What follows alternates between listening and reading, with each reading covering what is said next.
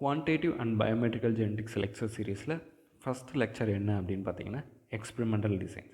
Experimental designs அப்படின்னா என்னன்னு பார்த்தோன்னா, experimental design refers to the systematic plan for conducting scientific experiments ensuring valid, reliable and interpretable results. So அப்படின்னா என்ன அப்படின்னு பார்த்தோம்னா, ஒரு சயின்டிஃபிக் எக்ஸ்பெரிமெண்ட் பண்ணுறோம். சயின்டிஃபிக் எக்ஸ்பெரிமெண்ட்னா என்ன? சயின்டிஸ்ட்டு, ரிசர்ச்சர்ஸ் எல்லாம் என்ன பண்ணுவாங்கன்னா எக்ஸ்பெரிமெண்ட் பண்ணுவாங்க. எதுக்காக எக்ஸ்பெரிமெண்ட் பண்ணுவாங்க? புதுசாக ஏதோ ஒரு விஷயத்தை கண்டுபிடிக்கிறதுக்கு எக்ஸ்பெரிமெண்ட் பண்ணுவாங்க. அது எந்த ஃபீல்டாக இருந்தாலும் சரி, ஃபிசிக்ஸாக இருந்தாலும் சரி, கெமிஸ்ட்ரியாக இருந்தாலும் சரி, பயாலஜியாக இருந்தாலும் சரி, மெடிக்கல் ஃபீல்டாக இருந்தாலும் சரி, எந்த ஃபீல்டாக இருந்தாலும் சயின்டிஸ்டாக ரிசர்ச்சர்ஸ் என்ன பண்ணுவாங்க? எக்ஸ்பெரிமெண்ட்ஸ் பண்ணுவாங்க. ஸோ அப்படி பண்ணக்கூடிய எக்ஸ்பெரிமெண்ட்ஸு ஏதோ ஒரு ப்ராப்பர் பிளானை ஃபாலோ பண்ணணும், ஒரு சிஸ்டமேட்டிக் பிளானை ஃபாலோ பண்ணணும். அப்படி ஃபாலோ பண்ணால் மட்டும்தான் நம்மளுக்கு வேலிடான ரிசல்ட்ஸ் கிடைக்கும், ரிலையபிளான ரிசல்ட்ஸ் கிடைக்கும்.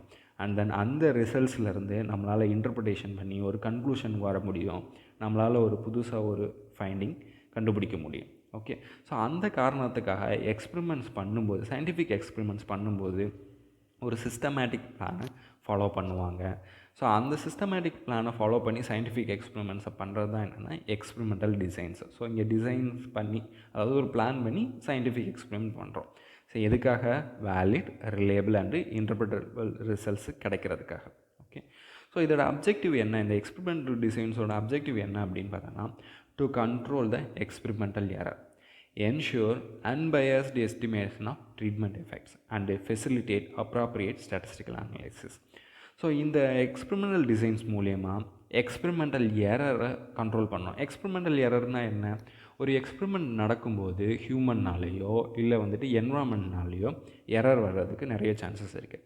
அந்த எரரை அவாய்ட் பண்ணணும், கண்ட்ரோல் பண்ணணும். ஸோ அதுக்காகவும் and then ensure unbiased estimation of treatment effects.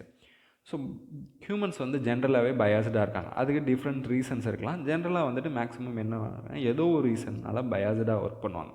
So அப்படி பயாஸ்டாக இருக்கும்போது அது எக்ஸ்பெரிமெண்ட்டை அஃபெக்ட் பண்ணும். ஸோ அப்படி இல்லாமல் அன்பயாஸ்டாக அந்த எக்ஸ்பெரிமெண்ட்டை கண்டக்ட் பண்ணணும். ஓகே, ஸோ அதுக்காகவும் and then third, facilitate appropriate statistical analysis. ஒரு எக்ஸ்பெரிமெண்ட் பண்ணுறோன்னா அதுக்கு என்ன ப்ராப்பராக ஒரு ஸ்டாட்டிஸ்டிக்கல் அனலைசிஸ் பண்ணணும் அப்படின்றத நம்மளுக்கு ஃபெசிலிட்டேட் பண்ணுறதுக்கும் இந்த எக்ஸ்பெரிமெண்டல் டிசைன்ஸ் யூஸ் ஆகுது. Okay, so experimental error reduce பண்ணுறதுக்காக, அன்பயாஸ்டாக ஒர்க் பண்ணுறதுக்காக, கரெக்டான ஸ்டாட்டிஸ்டிக்கல் அனலைசிஸை ஃபெசிலிட்டேட் பண்ணுறதுக்காக இந்த எக்ஸ்பெரிமெண்டல் டிசைன்ஸ் யூஸ் ஆகுது. ஸோ இதோட இம்பார்ட்டன்ஸ் என்ன அப்படின்னு பார்த்தோம்னா, importance plan breeding, evaluate genotypic performance precisely. So நம்ம ஜென்ரல் பிளான் ப்ரீடர்ஸ் என்ன பண்ணுவோம்னா, ஹண்ட்ரட்ஸ் ஆஃப் ஜீனோடைப்ஸை எவாலுவேட் பண்ணுவோம். ஸோ அதோட ஸ்க்ரீனிங் பண்ணுவோம். அப்படி ஸ்க்ரீன் பண்ணுறதுக்கு, எவாலுவேட் பண்ணுறதுக்கு இந்த எக்ஸ்பெரிமெண்டல் டிசைன்ஸ் யூஸ் ஆகுது. And then reduce environmental variation. So நம்ம முதலே சொன்ன மாதிரி எரர்ஸ் வரும், அது ஹியூமன்னாலேயும் இருக்கும், என்விரான்மெண்ட்னாலேயும் வரும். நம்ம பிளான் ப்ரீடிங்கை பொறுத்தளவுக்கு, அக்ரிகல்ச்சரை பொறுத்தளவுக்கு நம்ம ஃபீல்டில் பண்ணுறதுனால என்விரான்மெண்ட்டோட இன்ஃப்ளூயன்ஸு அதிகமாக இருக்கும். அதனால் என்விரான்மெண்டல் வேரியேஷன் அதிகமாக வரும், டிஃப்ரென்சஸ் அதிகமாக வரும். அந்த என்விரான்மெண்டல் வேரியேஷனை ரெடியூஸ் பண்ணுறதுக்கு இந்த எக்ஸ்பெரிமெண்டல் டிசைன்ஸ் யூஸ் ஆகுது. And then enhance accuracy in comparing treatments, example varieties, hybrids, treatments. So நம்ம ஒரு 2-3 ஜீனோடைப்ஸை கம்பேர் பண்ணுறோம், இல்லை ஹைப்ரிட்ஸை கம்பேர் பண்ணுறோம், இல்லை அக்ரிகல்ச்சரில் ஏதோ ஃபெர்டிலைசர்ஸை கம்பேர் பண்ணுறோம். இந்த மாதிரி டிஃப்ரெண்ட் விஷயத்தை கம்பேர் பண்ணும்போது அந்த கம்பேரிசனோட அக்யூரேசியை என்ஹான்ஸ் பண்ணி நமக்கு ப்ரிசைஸாக செலக்ட் பண்ணுறதுக்கு, எவாலுவேட் பண்ணுறதுக்கு, இதுக்கு எல்லாத்துக்குமே எது யூஸ் ஆகுதுன்னு பார்த்தீங்கன்னா இந்த எக்ஸ்பெரிமெண்டல் டிசைன்ஸ் யூஸ் ஆகுது. ஸோ இப்போ ஃபார் எக்ஸாம்பிள் நம்ம 2 ஜீனோடைப்பை எவாலுவேட் பண்ணுறோம். ஒன்று ஹை ஈல்டிங் ஜீனோடைப், ஓகே, இன்னொன்று லோ ஈல்டிங் ஜீனோடைப்னு வச்சுக்குவோம். ஓகே, ஸோ எக்ஸாம்பிளுக்கு ரெண்டு ஜீனோடைப்பு, ஒன்று ஹை ஈல்டிங்கு, இன்னொன்று லோ ஈல்டிங். ஸோ இப்போ இந்த ஹை ஈல்டிங் ஜீனோடைப்பை நம்ம என்ன பண்ணுறோம் அப்படின்னு பார்த்தீங்கன்னா, ஒரு அன்ஃபேவரபிள் என்விரான்மெண்ட்டில் நம்ம எவாலுவேட் பண்ணுறோம். அன்ஃபேவரபிள் என்விரான்மெண்ட் அப்படின்னா என்ன? அந்த ஃபீல்டில் மேபி ஃபெர்டிலிட்டி ஸ்டேட்டஸ் லோவாக இருக்கலாம், இல்லை ப்ராப்பராக இரிகேஷன் இல்லாமல் இருக்கலாம். ஸோ இந்த மாதிரி அன்ஃபேவரபிள் என்விரான்மெண்ட் இருக்கும்போது அங்கே என்ன ஆகாது, அந்த ஹை ஈல்டிங் ஜீனோடைப்பால் சரியாக பெர்ஃபார்ம் பண்ணாது. இந்த அன்ஃபேவரபிள் என்விரான்மெண்ட்டு அந்த க்ராப்போட க்ரோத்தை அஃபெக்ட் பண்ணும். ஸோ இன்னொரு கண்டிஷனில் வந்து இந்த லோ யீல்டிங் ஜீனோடைப்பை என்ன பண்ணுறோன்னா ஃபேவரபிள் என்விரான்மெண்ட்டில் க்ரோ பண்ணுறோம். ஃபேவரபிள் என்விரான்மெண்ட் அப்படின்னா என்னன்னு பார்த்தோன்னா, நல்ல இரிகேஷன் இருக்கக்கூடிய ஒரு ஃபீல்டு, சாயில் ஃபெர்டிலிட்டி வந்து நல்லா இருக்கக்கூடிய ஃபீல்டு. ஸோ இந்த மாதிரி ஒரு நல்ல ஃபேவரபிள் என்விரான்மெண்ட்டில் க்ரோ பண்ணுறோம். இப்போ ஹை யீல்டிங் ஜீனோடைப்பை அன்ஃபேவரபிள் என்விரான்மெண்ட்டில் க்ரோ பண்ணும்போது அதோட பர்ஃபார்மன்ஸ் எப்படி இருக்குன்னா லோ பர்ஃபார்மன்ஸாக இருக்கும். இதே இது லோ யீல்டிங் ஜீனோடைப்பை ஃபேவரபிள் என்விரான்மெண்ட்டில் க்ரோ பண்ணும்போது அதோட பர்ஃபார்மன்ஸ் எப்படி இருக்கும், ஹை பர்ஃபார்மன்ஸாக இருக்கும். ஆனால் உண்மையிலே இதோட நேச்சரா அப்படின்னு பார்த்தோன்னா இந்த ரெண்டு ஜீனோடைப்போட நேச்சரும் கிடையாது. High yielding but low performance, low yielding but high performance. இங்கே யார் ரோல் ப்ளே பண்ணுறா அப்படின்னு பார்த்தோம்னா இங்கே என்விரான்மெண்ட் தான் பெரிய ரோல் ப்ளே பண்ணுது. ஏன் அப்படின்னு பார்த்தோம்னா இங்கே என்விரான்மெண்ட்னால தான் அன்ஃபேவரபிள் கண்டிஷன்னால் பர்ஃபார்மன்ஸ் அஃபெக்ட் ஆகுது. இங்கே இதே என்விரான்மெண்ட்னால தான் ஃபேவரபிள் கண்டிஷனில் பர்ஃபார்மன்ஸ் வந்து இன்க்ரீஸ் ஆகுது. ஓகே, ஸோ இதோட ரெண்டு ட்ரூ நேச்சரும் தான் அப்படின்னு பார்த்தோன்னா ரெண்டுமே கிடையாது. ஸோ இப்போ இங்கே ப்ராப்ளம் யாருனால வருதுன்னா என்விரான்மெண்ட்னால ஒரு வேரியேஷன் வருது, என்விரான்மெண்ட்னால ஒரு டிஃப்ரென்ஸ் வருது. ஸோ இப்போ இதை எப்படி நம்ம இது பண்ணணும் அப்படின்னு பார்த்தோன்னா எக்ஸ்பெரிமெண்டல் டிசைன்ஸ் மூலமா இந்த ரெண்டு ஜீனோடைப்பையும் ஃபேவரபிள் என்விரான்மெண்ட்டில் க்ரோ பண்ணி, ரெண்டு ஜீனோடைப்பையும் ஹை யீல்டிங்கும் ஃபேவரபிள் என்விரான்மெண்ட்டில் க்ரோ பண்ணி லோ யீல்டிங்கும் ஃபேவரபிள் என்விரான்மெண்ட்டில் க்ரோ பண்ணும்போது அதோட ட்ரூ நேச்சர் கிடைக்கும். ஹை யீல்டிங் வந்துட்டு ஹை பர்ஃபார்மன்ஸ் கொடுக்கும், லோ யீல்டிங் வந்துட்டு லோ பர்ஃபார்மன்ஸ் கொடுக்கும். அப்போன்னும்போது நம்மளால் இந்த எக்ஸ்பெரிமெண்ட் எரரை, இந்த என்விரான்மெண்டல் வேரியேஷன், அந்த என்விரான்மெண்ட்னால வந்து டிஃப்ரென்ஸை நம்மளால் ஓவர் கம் பண்ணி உண்மையான ஒரு ரிசல்ட்ஸ் நமக்கு கடைசியில் கிடைக்கும். ஸோ இந்த ரீசனுக்காக தான் என்ன பண்ணணும் அப்படின்னு பார்த்தீங்கன்னா ஒரு சிஸ்டமேட்டிக் பிளான் வச்சுருக்கணும். அப்படின்னா என்ன, ஹை யீல்டிங்காக இருந்தாலும் சரி லோ யீல்டிங்காக இருந்தாலும் சரி நமக்கு அந்த ஜீனோடைப்போட ஈல்டு தெரியலாட்டியுமே அது ஒரு ஃபேவரபிள் என்விரான்மெண்ட்டில் நம்மளால் க்ரோ பண்ணும்போது நம்மளால் ப்ராப்பராக ப்ரிசைஸாக நம்மளால் என்ன பண்ண முடியும், எவாலுவேட் பண்ண முடியும். ஸோ அப்படின்ற ரீசனுக்காக இந்த எக்ஸ்பெரிமெண்டல் டிசைன்ஸை நம்ம யூஸ் பண்ணணும். ஸோ இந்த எக்ஸ்பெரிமெண்டல் டிசைன்ஸை யூஸ் பண்ணும்போது நம்மளோட ஜீனோடைப் பெர்ஃபார்மன்ஸை ப்ரிசைஸாக எவாலுவேட் பண்ண முடியும், என்விரான்மெண்டல் வேரியேஷனை ரெடியூஸ் பண்ண முடியும். இந்த மாதிரி ரெண்டு ஜீனோடைப்பை கம்பேர் பண்ணும்போது அதோட அக்யூரேசியும் இம்ப்ரூவ் ஆகும். ஸோ இந்த ரீசன்ஸ்னால் நம்ம எக்ஸ்பெரிமெண்டல் டிசைன்ஸு ஃபாலோ பண்ணணும். ஸோ இந்த எக்ஸ்பெரிமெண்ட்டில் வரக்கூடிய எரரை நம்ம ரெடியூஸ் பண்ணணும், இந்த என்விரான்மெண்ட்னால் வரக்கூடிய வேரியேஷனை ரெடியூஸ் பண்ணணுன்னா சில நம்ம பேசிக் பிரின்சிபல்ஸை ஃபாலோ பண்ணணும். அது என்னென்னு பார்த்தீங்கன்னா basic principles of experimental design. So அது என்னென்னு பார்த்தோன்னா replication, randomization and local control or blocking are the 3 principles of experimental designs. So இதோட அல்டிமேட் எய்ம் என்ன அப்படின்னு பார்த்தோம்னா the ultimate aim of all these is to reduce every possible experimental error. So ஒரு எக்ஸ்பெரிமெண்ட்டில் வரக்கூடிய எல்லா பாசிபிள் எரரையும் ரெடியூஸ் பண்ணுறதுக்காக தான் இந்த replication, randomization and local control இது எல்லாமே பண்ணுறோம் அப்படின்ட்டு. ஓகே, ஸோ ரெப்ளிகேஷன்னா என்ன, ரேண்டமைசேஷன்னா என்ன, லோக்கல் கண்ட்ரோல்னா என்னென்னு அடுத்தடுத்து டீட்டெயிலாக பார்ப்போம். ஸோ அதுக்கு முன்னாடி நம்ம ஏன் வந்துட்டு இந்த எரரை ரெடியூஸ் பண்ணணும், இந்த என்விரான்மெண்ட்னால வர எரரை நம்ம அக்ரிகல்ச்சரில் மேஜராக வந்து என்விரான்மெண்டல் இன்ஃப்ளூயன்ஸ், அந்த என்விரான்மெண்டல் எரரை தான் டீல் பண்ணுவோம். ஸோ அதை ஏன் வந்து ரெடியூஸ் பண்ணணும் அப்படின்னு பார்த்தீங்கன்னா the unexplained portion error is very much predominant in field studies due to the environmental influence on crop growth and development. Okay, இந்த அன்எக்ஸ்பிளைன்டு போர்ஷன்றது ஒரு எரர் வருது, அதை நம்மளால் எக்ஸ்பிளைன் பண்ண முடியாது ஏன் வந்துச்சு இதனால். அதுக்கு என்ன ரீசனாக வேணால் இருக்கலாம். ஸோ பயோட்டிக் ஸ்ட்ரெஸ்ஸாக கூட இருக்கலாம், ஏபயோட்டிக் ஸ்ட்ரெஸ்ஸாக இருக்கலாம், வாட்டர் ப்ராப்பராக நம்ம இரிகேட் பண்ணாமல் இருக்கலாம், சாயில் ஃபெர்டிலிட்டி நல்லா இல்லாமல் இருக்கலாம். ஸோ அது மாதிரி என்ன ரீசனாக வேணால் இருக்கலாம். ஸோ ஃபீல்டு ஸ்டடீஸ்ன்னு போகும்போது இந்த என்விரான்மெண்ட் இன்ஃப்ளூயன்ஸ்னால நம்மளோட crop growth and development affect ஆகும். So it is very much essential to know the true value genotype expression of a trait for precise selection. So ஒரு ஜீனோடைப்போட ட்ரூ வேல்யூ நமக்கு தெரியணும், அப்படின்னா தான் நம்மளால் ப்ரிசைஸ் செலெக்ஷன் பண்ண முடியும். ஸோ இதுக்கு முன்னாடி பார்த்த எக்ஸாம்பிளில் பார்த்த மாதிரி ஹை ஈல்டிங்காக இருந்து அது அன்ஃபேவரபிள் என்விரான்மெண்ட்டில், அதாவது என்விரான்மெண்ட் ஆஃப் இன்ஃப்ளூயன்ஸ்னால லோ பர்ஃபார்மன்ஸை பண்ணிச்சுன்னா அது அதோட ட்ரூ வேல்யூ கிடையாது.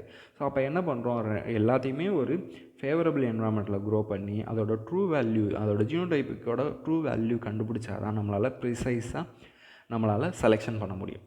Hence, environment effect of the phenotype is minimized by the replication of genotypes, randomization of plot allotted and local control. So, இந்த environment effect வந்துட்டு நம்ம எப்படி ரெடியூஸ் பண்ணுறது, மினிமைஸ் பண்ணுறது அப்படின்னு பார்த்தோம்னா, ரெப்ளிகேஷன் பண்ணி, ரேண்டமைசேஷன் பண்ணி அண்ட் லோக்கல் கண்ட்ரோல், இது 3மே பண்ணுறது மூலயமா இது பண்ணணும்.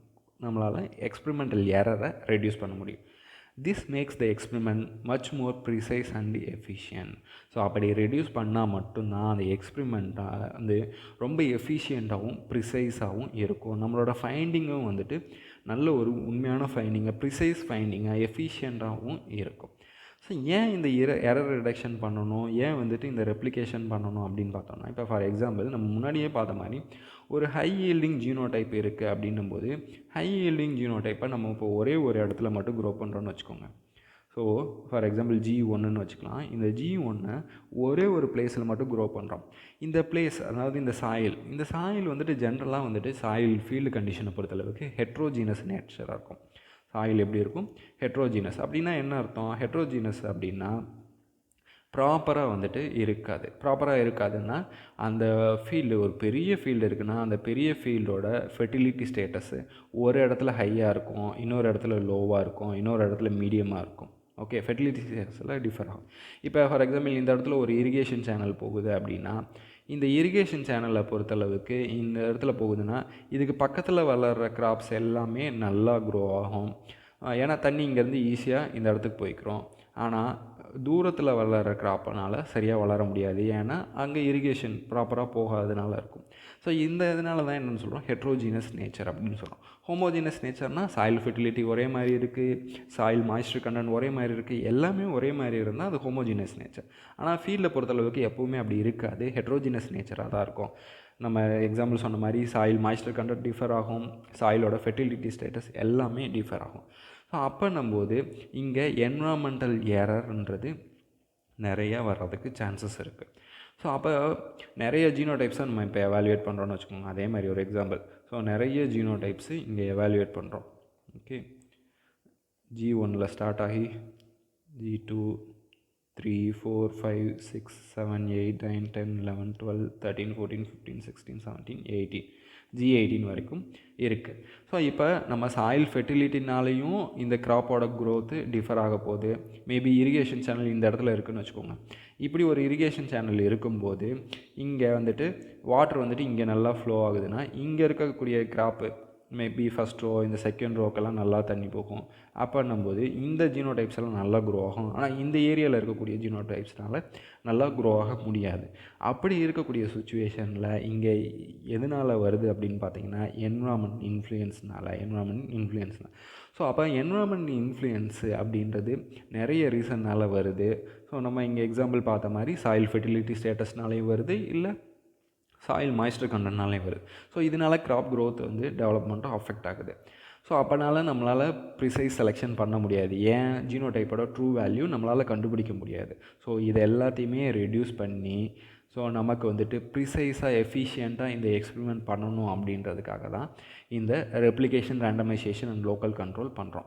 அப்படின்னா என்ன, ரெப்ளிகேஷன்னா என்ன, ரேண்டமைசேஷன்னா என்ன, லோக்கல் கண்ட்ரோல்னால் என்ன அப்படின்னு பார்த்தோன்னா, ஃபஸ்ட் ஒன் ரெப்ளிகேஷன்.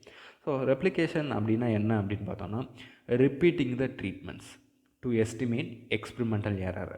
ஸோ இங்கே எக்ஸ்பெரிமெண்டல் எரரை எஸ்டிமேட் பண்ணுறதுக்காக, எக்ஸ்பெரிமெண்டல் எரரை ரெடியூஸ் பண்ணுறதுக்காக ட்ரீட்மெண்ட்ஸை நம்ம என்ன பண்ணுறோம், ரிப்பீட் பண்ணுறோம். ட்ரீட்மெண்ட்ஸ்ன்றது நம்மளை பொறுத்தளவுக்கு பிளான்ட் ப்ரீடர்ஸை பொறுத்தளவுக்கு ஜீனோடைப்ஸ்.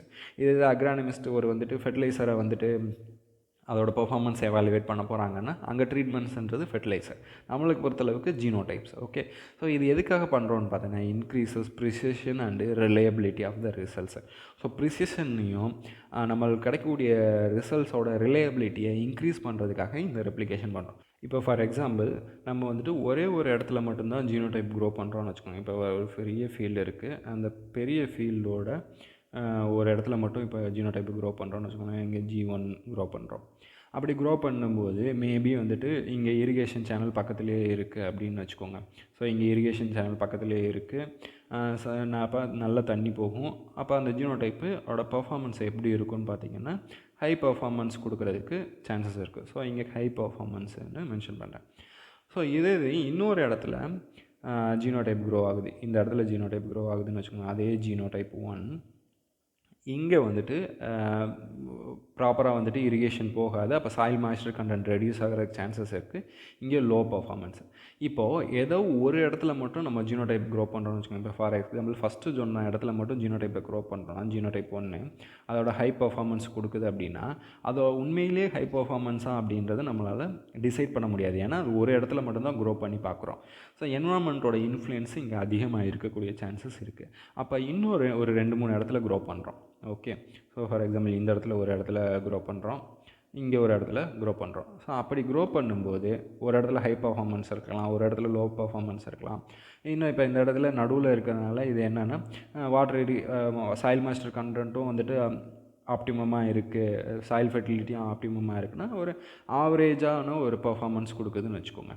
ஓகே, ஸோ ஒரு இடத்துல ஹை பர்ஃபார்மன்ஸ் கிடைக்குது, இன்னொரு இடத்துல லோ பர்ஃபார்மன்ஸு, இன்னொரு இடத்துல ஆவரேஜ் பர்ஃபார்மன்ஸ் கொடுக்குது. ஸோ இந்த மாதிரி டிஃப்ரெண்ட்டான பர்ஃபார்மன்ஸ் நமக்கு கிடைக்கும்போது நம்ம வந்துட்டு ஏதோ ஒன்றை வச்சு மட்டும் டிசைட் பண்ணுறோம் அப்படின்னு, ஃபார் எக்ஸாம்பிள் இதை வச்சு மட்டும் டிசைட் பண்ணுறோம்னா அங்கே வந்து நம்மளால் ட்ரூ வேல்யூவை எஸ்டிமேட் பண்ண முடியாது. ஸோ அதுக்காக என்ன பண்ணுறோன்னா ஜீனோடைப்பை ரெப்ளிகேட் பண்ணுறோம். ஒரு இடத்துல க்ரோ பண்ணுறதுக்கு பதிலாக 2 இடத்துல 3 இடத்துல 4 இடத்துலன்னு சொல்லிட்டு நம்ம என்ன பண்ணுறோன்னா ரெப்ளிகேட் பண்ணுறோம். Replication of treatments, replication of genotypes.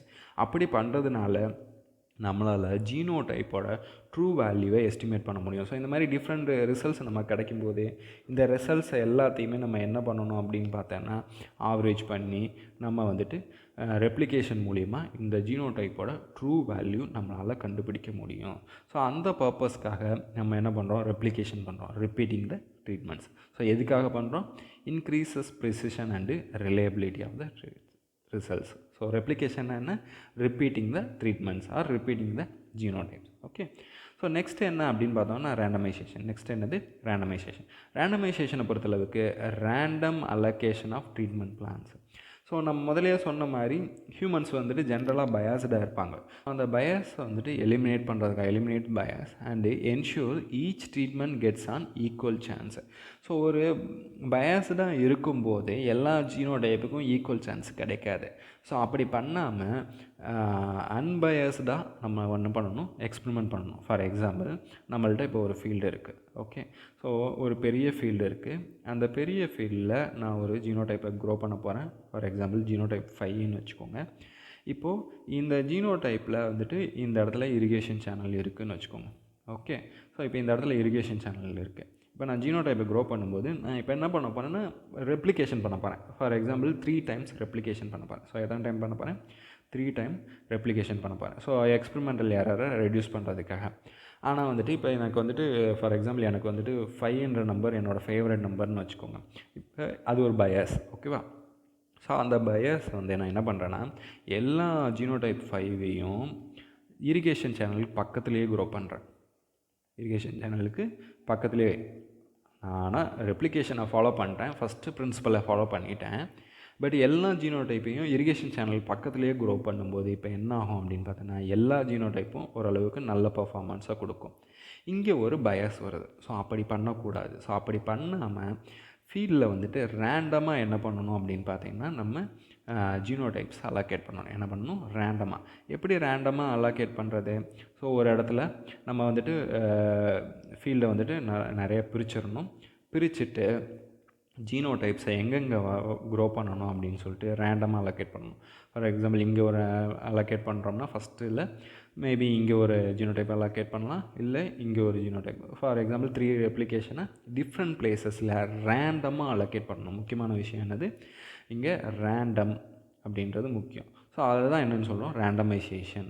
Okay, so அடுத்த பிரின்சிபலை பொறுத்தளவுக்கு ரேண்டமைசேஷன் பண்ணால் மட்டும்தான் அன்பயாஸ்டாக நம்மளால் என்ன பண்ண முடியும், ஜீனோடைப்பை எவாலுவேட் பண்ணணும். Okay, so first basic principle ரெப்ளிகேஷனை ஃபாலோ பண்ணிவிட்டு அப்படி ரெப்ளிகேஷனை ஃபாலோ பண்ணி பயாஸ்டாக இல்லாமல் அன்பயாஸ்டாக ரேண்டமாக ஃபீல்டில் வந்துட்டு ஜீனோடைப்பை அலோகேட் பண்ணுறது மூலியமாகவும் நம்மளால் என்ன பண்ண முடியும், எக்ஸ்பெரிமெண்டல் எரரை ரெடியூஸ் பண்ண முடியும். ஓகே, அதுக்கடுத்து என்ன அப்படின்னு பார்த்தோம்னா லோக்கல் கண்ட்ரோல். அதுக்கப்புறம் என்னது, லோக்கல் கண்ட்ரோல். ஸோ லோக்கல் கண்ட்ரோலை பொறுத்தளவுக்கு இதுக்கு இன்னொரு பேர் என்னென்னு பார்த்தோம்னா பிளாக்கிங். இதுக்கு இன்னொரு பேர் என்னது, பிளாக்கிங். அப்படின்னா என்ன, grouping similar experimental units. So so experimental units அப்படின்னா இங்கே என்னன்னு பார்த்தோம்னா ஃபீல்டு. ஸோ அந்த ஃபீல்டில் என்ன பண்ணுறோம்னா குரூப்பிங் பண்ணுறோம். எதுக்காக குரூப்பிங் பண்ணுறோம்?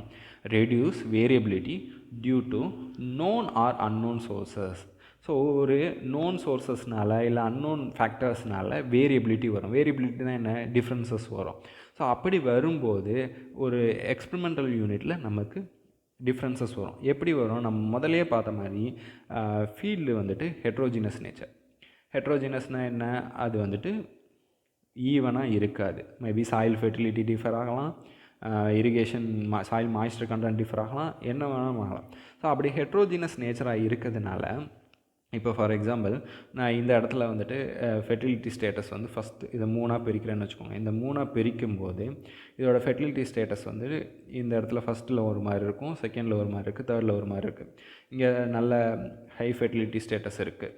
ஸோ இங்கே ஆவரேஜ் ஃபெர்டிலிட்டி ஸ்டேட்டஸ் இருக்குது, இங்கே லோ ஃபெர்டிலிட்டி ஸ்டேட்டஸ் இருக்குது. இப்போ இது வந்து ஒரு நோன் ஃபேக்டர். ஓகே, இந்த நோன் ஃபேக்டர்ன்றது இங்கே என்னது? Soil fertility status. Soil fertility status ஹையாகவும் இருக்குது, லோவாகவும் இருக்குது, ஆவரேஜாகவும் இருக்குது. அப்படி நோன் ஃபேக்டரை வச்சு இப்போ நான் குரூப்பிங் பண்ணி இதுக்கப்புறம் எக்ஸ்பெரிமெண்ட் கண்டக்ட் பண்ணுறேன். ஸோ அப்படி இல்லாட்டி அன்னோன் ஃபேக்டர்ஸாக இருக்குது அப்படின்ற பட்சத்தில் கூட, அதாவது ஒரு வேரியேஷன் வருது ஆனால் அது நமக்கு என்ன வேரியேஷன் தெரியல அப்படின்ற பட்சத்தில் கூட நம்ம என்ன பண்ணுறோன்னா எல்லாத்தையுமே என்ன பண்ணுறோம்? பிளாக்ஸாக பிரிக்கிறோம். இங்கே ஃபார் எக்ஸாம்பிள் இங்கே 3 பிளாக்ஸாக பிரித்து இந்த 3 பிளாக்ஸ்லையும் நம்ம என்ன பண்ணுறோம்? 3 பிளாக்ஸாக பிரித்து எக்ஸ்பெரிமெண்ட் கண்டக்ட் பண்ணுறோம். ஸோ அப்படி எக்ஸ்பெரிமெண்ட் கண்டக்ட் பண்ணுறது மூலிமாவும் நம்மளால் என்ன பண்ண முடியுமா? எக்ஸ்பெரிமெண்டல் எரரை ரெடியூஸ் பண்ண முடியும். ஓகேவா? ஸோ அப்போ ரெப்ளிகேஷன் பண்ணுறோம். ஸோ ரிப்பீட்டிங் த ட்ரீட்மெண்ட்ஸ் நிறைய இடத்துல க்ரோ பண்ணி டிஃப்ரெண்ட் பிளேஸஸில் நம்ம ரெப்ளிகேஷன் பண்ணி பண்ணுறோம். ஃபார் எக்ஸாம்பிள் இங்கே ஒரு G1 இந்த மாதிரி வந்து ரெப்ளிகேட் பண்ணுறோம். அப்படி ரெப்ளிகேட் பண்ணுறது ரேண்டமாக அலாட்மெண்ட் பண்ணுறோம், பயாஸ்டாக இல்லாமல் அன்பயாஸ்டாக பண்ணுறோம். அண்ட் தென் லோக்கல் கண்ட்ரோல்னால் என்ன? குரூப்பிங் பண்ணுறோம்.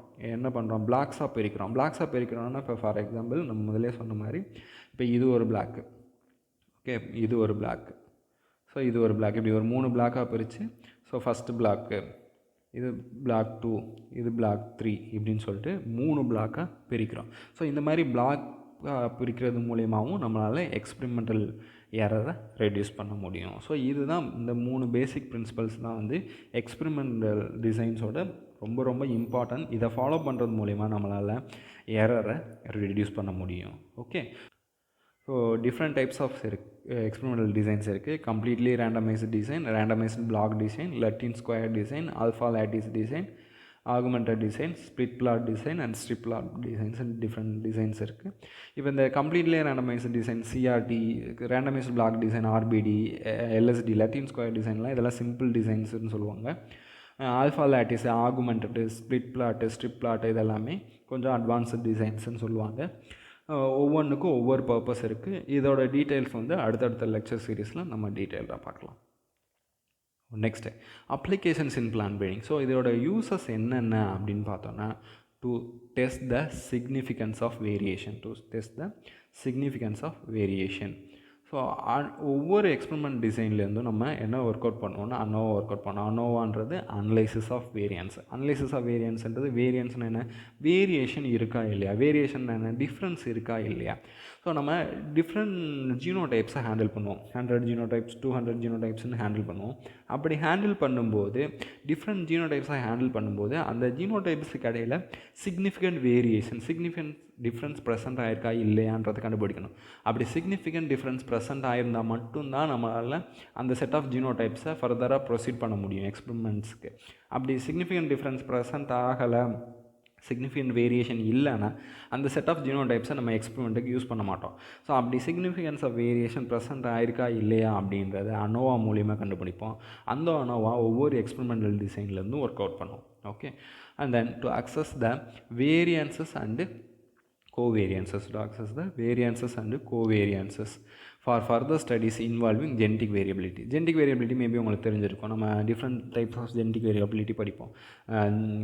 Genotypic coefficient of variation, phenotypic coefficient of variation, heritability, genetic advance, இந்த மாதிரி டிஃப்ரெண்ட் ஜெனடிக் வேரியபிலிட்டிஸ் நம்ம அசஸ் பண்ணுறதுக்கு நமக்கு என்ன வேணும்னா வேரியன்சஸ் அண்ட் கோவேரியன்சஸ் அது அனோவா டேபிள்லேருந்து ஒர்க் அவுட் பண்ணுவோம். ஸோ இது எல்லாமே எக்ஸ்பெரிமெண்டல் டிசைன் மூலிமா அனோவாலேருந்து நம்ம இதெல்லாமே ஒர்க் அவுட் பண்ணுவோம்.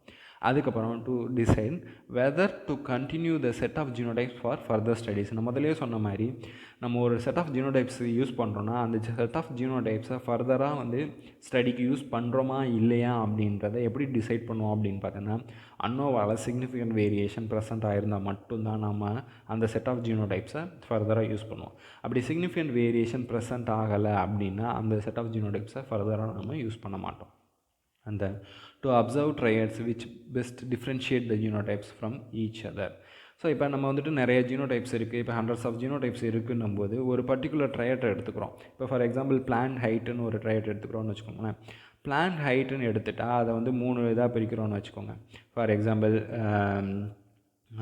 ஹை, லோ, மீடியம் ஹைட்டுன்னு 3ஆக பிரிக்கிறோம்னா அந்த 3 கேட்டகரியை வச்சு நம்மள்கிட்ட இருக்கக்கூடிய 100 ஜீனோடைப்ஸை என்ன பண்ண முடியும், டிஃப்ரென்ஷியேட் பண்ண முடியும், குரூப்பிங் பண்ண முடியும். ஸோ இது மாதிரி டிஃப்ரெண்ட் கேரக்டர்ஸுக்கு குரூப்பிங் பண்ணுறதுக்கு, ஜீனோடைப்பை டிஃப்ரென்ஷியேட் பண்ணுறதுக்கு, யூஸ் பண்ணுறதுக்கு எல்லாத்துக்குமே இந்த எக்ஸ்பெரிமெண்டல் டிசைன்ஸ் மூலயமா கிடைக்கக்கூடிய அனோவா யூஸ் பண்ணலாம். நம்ம அனோவா வந்துட்டு ஒவ்வொரு பர்டிகுலர் கேரக்டருக்கு வந்துட்டு எஸ்டிமேட் பண்ணுவோம். அப்படி எஸ்டிமேட் பண்ணும்போது அந்த கேரக்டர் வந்து சிக்னிஃபிகன்ஸாக ப்ரெசென்ட் ஆகிருந்துச்சுன்னா, சிக்னிஃபிகண்ட் வேரியேஷன் அதில் ப்ரெசென்ட் ஆகிருந்துன்னா அந்த பர்டிகுலர் கேரக்டர் வந்து அந்த ஜீனோடைப்பை நம்மளால் டிஃப்ரென்ஷியேட் பண்ண யூஸ் ஆகும் அப்படின்னு அர்த்தம். ஓகேவா? ஸோ அனோவாவில் ஒரு பர்டிகுலர் கேரக்டருக்கு சிக்னிஃபிகண்ட் வேரியேஷன் ப்ரெசென்ட் ஆகிருந்தால் அந்த கேரக்டரை யூஸ் பண்ணி நம்மளால் ஜீனோடைப்பை டிஃப்ரென்ஷியேட் பண்ண முடியும். For example high, low, medium இந்த மாதிரி டிஃப்ரென்ஷியேட் பண்ண முடியும். ஸோ இதுக்கு எல்லாத்துக்குமே இந்த எக்ஸ்பெரிமெண்டல் டிசைன்ஸ் யூஸ் ஆகுது. ஓகே, ஸோ இதுதான் ஓவராலாக பொறுத்தளவுக்கு எக்ஸ்பெரிமெண்டல் டிசைன்ஸை பொறுத்தளவுக்கு. நெக்ஸ்ட், ஸோ இப்போ நீங்கள் வந்துட்டு ஒரு எம்எஸ்சி ஸ்டூடெண்ட்டாக இருக்கீங்க, பிஹெச்டியாக இருக்கீங்க, இப்போ தான் வந்துட்டு பிளான் ப்ரீடிங்கில் இருக்கக்கூடிய குவான்டிடேட்டிவ் ஜெனடிக்ஸ் கற்றுக்குறீங்க அப்படின்னா உங்களுக்கு நீங்கள் ஜென்ரலாக வந்துட்டு டேட்டா அனலைசிஸ் பண்ணிடுவீங்க. டேட்டா அனலைசிஸ் பண்ணதுக்கப்புறம் நமக்கு ரிசல்ட்ஸ் கிடைக்கும். அந்த ரிசல்ட்ஸை வச்சு எப்படி வந்து இன்டர்பிரிட்டேஷன் பண்ணுறது, எப்படி வந்து கன்க்ளூஷன் எழுதுறதுன்றது நமக்கு தெரியாது. ஜென்ரலாக நம்ம டீல் பண்ண டெக்ஸ்ட் புக்ஸ் எல்லாமே ஒன்று வந்துட்டு தியரி பேஸ்டாக இருக்கும், இல்லை வந்துட்டு கால்குலேஷன் பேஸ்டாக இருக்கும். பட் நம்ம ஃபீல்டில் வந்துட்டு எந்த ஒரு புக்குமே வந்துட்டு எப்படி வந்துட்டு ரிசல்ட்ஸ் வந்ததுக்கப்புறம் அந்த ரிசல்ட்ஸை பேஸ் பண்ணி எப்படி இன்டர்பிரிட்டேஷன் எழுதுறதுன்றதுக்கான புக் எதுவுமே இல்லை. ஸோ அந்த ஒரு விஷயத்தை நாங்கள் ரெக்டிஃபை பண்ணணுன்றதுக்காக comprehensive handbook on quantitative and biometrical genetics and plant ப்ரீடிங்ன்ற புக் எழுதியிருக்கோம். ஸோ இந்த புக்கில் வந்துட்டு டிஃப்ரெண்ட் டாபிக்ஸை நாங்கள் டீல் பண்ணியிருக்கோம்.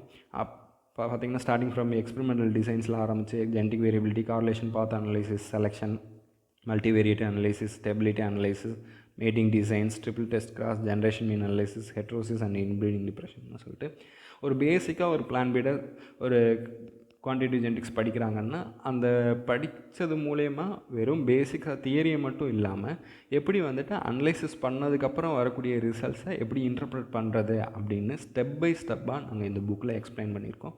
ஸோ இந்த புக்கு நீங்கள் ஒரு எம்எஸ்சி ஸ்டூடெண்ட்டாக இருக்கீங்க, யங் ரிசர்ச்சராக இருக்கீங்க, பிஹெச்டி இப்போ தான் ஸ்டார்ட் பண்ணியிருக்கீங்க, உங்களோட தீசிஸ்க்காகவும் இல்லை ரிசர்ச் ஆர்டிக்கல் பப்ளிஷ் பண்ணுறதுக்கு எப்படி இன்டர்பிரிட்டேஷன் எழுத தெரியல அப்படின்னா இந்த புக்கு கண்டிப்பாக யூஸ்ஃபுல்லாக இருக்கும். ஸோ இதோட பையிங் லிங்க் வந்து நான் டிஸ்கிரிப்ஷனில் கொடுத்துருக்கேன், வாங்கி யூஸ் பண்ணிக்கோங்க. தேங்க்யூ.